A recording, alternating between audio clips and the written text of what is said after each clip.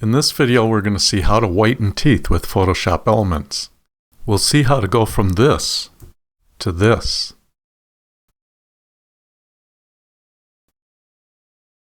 Hi, this is Rick from EssentialPhotoshopElements.com. Let's go over to Elements and get started. I'm using Photoshop Elements 2018 for this video, but it'll work as well in older versions of Elements. So you start out with your image open, and the first thing I'm going to do is really zoom in on those teeth. I'm going to go over to the toolbox and click on the zoom tool, which is this top tool that looks like a magnifying glass, and I'll click on it to make it active. And then I'll place it right over the teeth and click once, and just keep clicking on the teeth till I'm really zoomed up pretty big.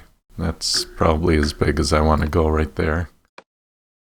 Otherwise I won't see all of the teeth probably. And I'm going to start out with the quick selection tool. So over in the toolbox, it's this tool right here. I'll click on it to make it active. If that tool is not in that spot in the toolbox, you can go down to the tool options and click on it down there to make it active.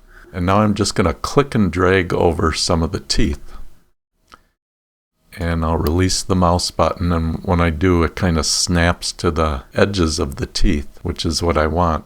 You can see it didn't get all of the white of the teeth there, but that's okay. We'll clean that up later. Now, the quick selection tool is in add to mode by default. So that means that with a lot of selection tools, if you have a current selection and then you continue selecting, it will replace the current selection with the new area that you select. But since we're in add to mode, it's going to add to our current selection. I'm just going to go over, kind of pick up where I left off and click and drag, release the mouse button, and click and drag over this tooth and release. And now I kind of grab all those final teeth, and there's a little area down here I'm just going to try to add in. And I think that's as far as I'm going to go with the quick selection tool, because now I'm going to switch to the lasso tool, which will let me refine my selection a little more. So that's right next to the quick selection tool. I'll click on it there.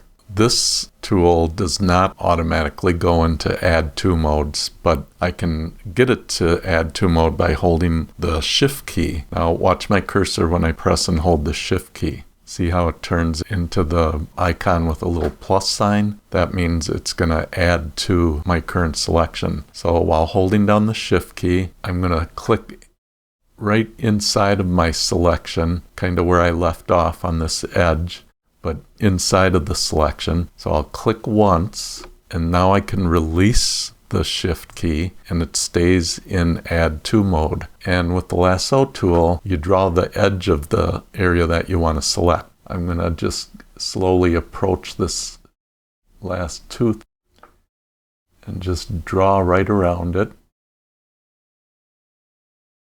Like that. I see I missed a little of this next tooth, so I'm going to pick that up.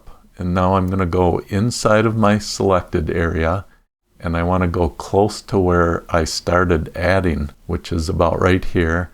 And now I'm going to release the mouse button, and it adds that part of the image to my selection. Now let's move down to these bottom teeth down here. These are these darker teeth again. So I'm going to start inside my selected area again, which is up here, but close to the area that I want to add to. And I'm going to press and hold the shift button on my keyboard. I get the plus sign. I'll click once, keep holding down the mouse, but release the shift key.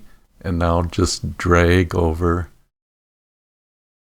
the area that I want to add. I'm just trying to stay right on the edge of her lip.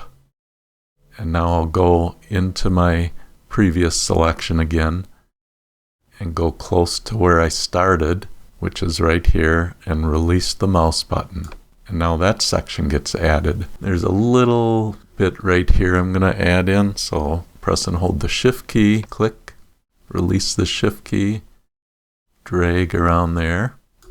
I think that's about as much as I'm going to add, but there's this area of her gum line that got included in our initial selection, and now we want to subtract from our selection to get rid of those areas. So when you subtract from a selection, instead of holding the Shift key, which we did to add, you can hold the Option key on a Mac, or it would be the Alt key on a PC, and start outside of the selected area. So I'm going to start out here. I'll press and hold the Alt or Option key, and see I get that little minus sign next to my cursor. That means I'm in subtract from mode. I'm going to keep holding the Option or Alt key, click once, release the Alt or Option key, but keep holding the mouse button down. And now I'm just going to go around the edges of the teeth.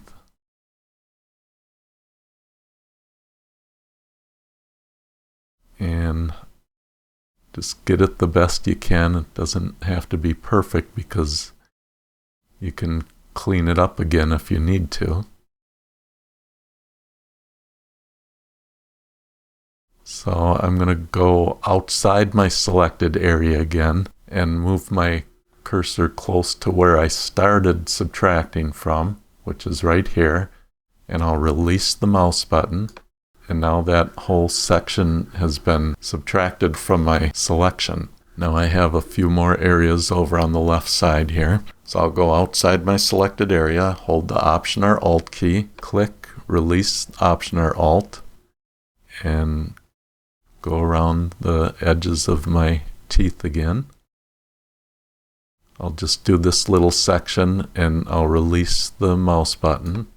And now I'll move my cursor outside the selected area over here, hold Option or Alt, click, release, and drag around that area. And I'm just going to release the mouse button here. And now I have one more section here, hold Option or Alt, click, and drag around there. Release. That looks pretty good. I'm just going to add a little more up in this section, so I'll hold the Shift key starting inside my selected area. Click, release, and drag around that. That looks like about everything that I need for this selection. Maybe a little bit down here. I'm probably being more precise than I need to be, but that's okay. Oh, I'm going to subtract this area. Option or Alt, click, drag, release mouse button. Okay, now I have everything I want. The next thing I'm going to do is just give this a slight feather so that the selection blends into the non-selected area a little better. To do that, go up to the Select menu and choose Feather by clicking on it, and that opens the Feather dialog box. I'm just going to enter 2 pixels, so just a slight feather, and then click OK to close the dialog box and accept the change. Next, I'm going to create a hue saturation adjustment layer. And to do that, let's go over to the Layers panel and click on the Add Adjustment Layer icon, which is this half blue, half white circle at the top. I'll click on it, and then we get this list of choices, and hue saturation is here, so I'll click on that, and the hue saturation dialog opens. In this channel field, you can click on it and you see all these different colors. I'm going to choose yellows. Usually for teeth, they tend to be a little on the yellow side. I want to affect those yellows, so I'll click on yellows, and I'm going to click and drag the saturation slider over towards the left to reduce the saturation in the yellow. And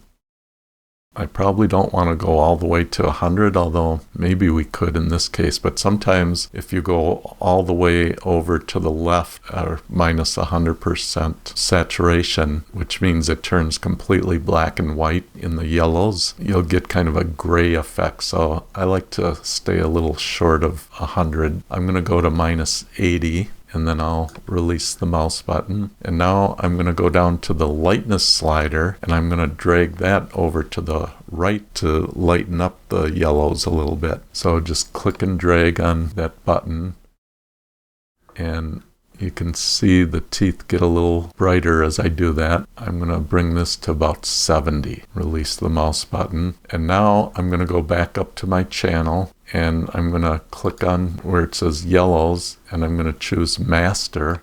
So that's all the colors are going to be included now. I just want to do the same thing that I did in the yellows, but to a lesser degree. So I'm just going to bring my saturation down to go about 12, and then in the lightness I'm just going to bring that up a little bit, and you can really see the change in the lightness. Watch, if I bring it all the way over to the right, it gets super white, which of course we don't want because it looks fakey. Yeah, I think somewhere, around 15 to 20 is pretty good. Let's bring it to 20, and then I'll release the mouse button. Basically, when you're doing the hue saturation sliders, just watch over in the image area and see the effect that it's having on the teeth. Once you get it, you're done with that. We can close this by clicking on this little X in the upper left of the hue saturation dialog box. Okay, and let's zoom back out. So I'm going to double click on the hand tool to fit it inside the window. And now we can click the eyeball next to our hue saturation adjustment layer and we can see the before and after, and it made a pretty nice change. If you think you went too white or you want to see if you can make the teeth a little whiter, all you have to do, because you have an adjustment layer, you can go back in and readjust those settings anytime you want. Just double click on the thumbnail for the hue saturation adjustment layer, and it brings up the dialog box and has those settings that you made. So if I go to yellows again, you can see those two numbers that we moved our sliders to. But I'm going to go to masters because, like I showed before, if you move this lightness slider, it can have a big effect. If you want to tone it down a little bit, move the lightness slider to the left, and if you want to brighten the teeth a little more, you can bring it to the right. Do be careful of going too light or they will look fakey. We'll go back to 20. That's all there is to it. That's how to whiten teeth in Photoshop Elements. I hope you found this video helpful. Until next time, this is Rick from EssentialPhotoshopElements.com saying take care.